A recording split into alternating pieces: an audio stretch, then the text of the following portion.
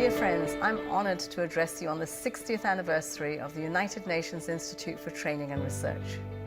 From the very start, UNITAR has been an essential member of the United Nations family. Since 1963, member states have been able to count on the Institute's support in a number of critical areas. The General Assembly, on the recommendation of its second committee, asked me to study and report on the desirability and feasibility of establishing an institute.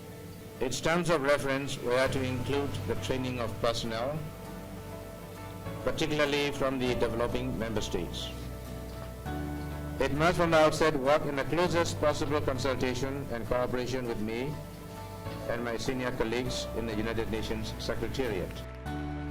The Institute is a vital member of the UN family. It has a laudable track record of training generations of public servants with the knowledge and skills they need to tackle global challenges.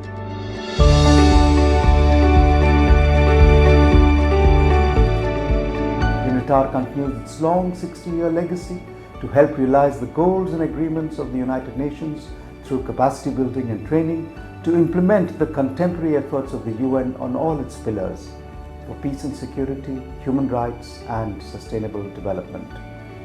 One lesson, for example, from the SDGs is to do things much more closely, because human economic aspirations, their social aspirations, their environmental concerns and their quest for peaceful and just societies interact with each other. Overall, the General Assembly and the ECOSOC resolutions on UNITAR highlight the importance of capacity building, training and technical cooperation. UNITAR has to reinvent itself with the challenges that the world has met. It has educated hundreds of thousands of civil servants, members of the United Nations and the diplomatic corps.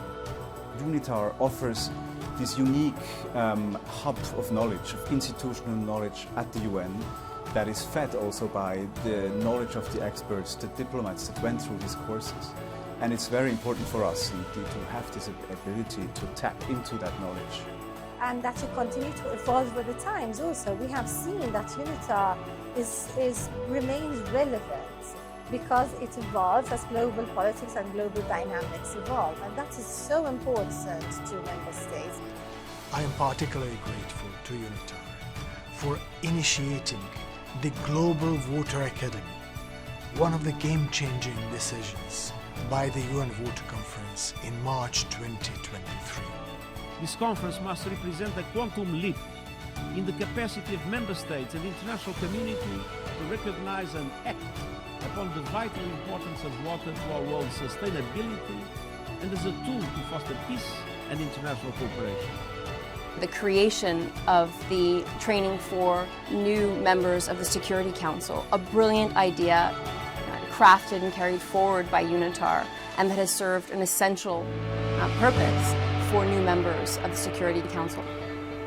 In the specific training that we did for the Security Council, we found that the knowledge that UNITAR had acquired over the last 6 years of experiences and actual specific case studies of real cases, real issues that were handled in the Security Council and which was used, real cases were used as part of our training, was very important.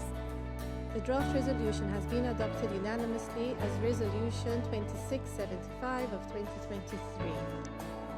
There is no way any of us, especially the developing countries, can negotiate on an equal footing with our stronger partners if there was no input from UNITAR to capacitate us. UNITAR office here in New York in particular is really the gateway to the United Nations for diplomats.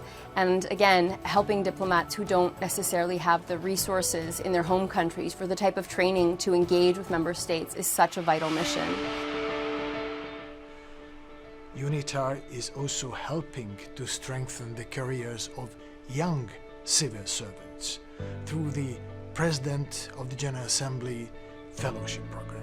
When I found out that I was one of the 6 fellows, I was really excited because I really believe that this is kind of an invaluable opportunity for me to enhance my knowledge on multilateralism and on the complex UN system. This is my first experience working in the multilateral field. When I was back home in the Maldives, I was working in mostly bilateral cooperation. So what I learned was there are a lot of pressing matters around the world, and we have to approach it from a more expanded worldview.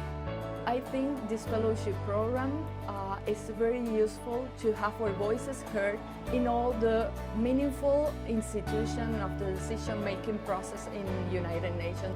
I'm very happy to be in this program. It provided opportunity to developing and landlocked countries and small island states to learn about multilateral diplomacy. Particularly when it comes to youth issues, about 1.8 billion youth aged between 10 and 24. It's a huge demographic dividend that can be utilized through education so that we could ultimately accelerate the implementation of SDGs. It's an opportunity for us not only to contribute, but also to learn more about the UN system and give us an opportunity to step back from being a member state and seeing things from that perspective. UNITAR remains an important part of the UN system's legacy. Today, UNITAR continues to work closely with the UN system and other international partners to deliver training and capacity building programs that support the implementation of the SDGs and promote global peace and security. Congratulations to UNITAR's 60 years of service to the United Nations. Happy anniversary, UNITAR. Happy anniversary, UNITAR. Happy 60th anniversary to UNITAR. Happy 60th anniversary. I'd like to congratulate UNITAR for the 60th anniversary. Happy anniversary, UNITAR. Warm congratulations to UNITAR on its 60th anniversary.